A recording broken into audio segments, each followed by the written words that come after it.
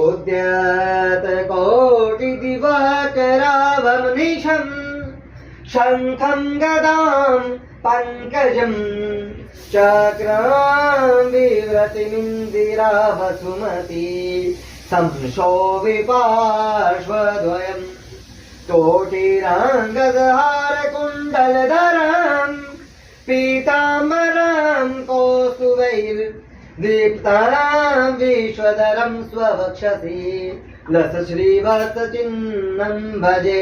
ॐ विष्णवे नमः।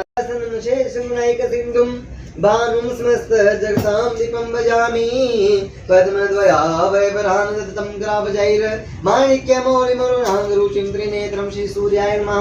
पूर्वोऽश्वः तत्सवितुर्वरेण्यं भर्गो देवस्य धीमहि धियो यो नः प्रचोदयात्।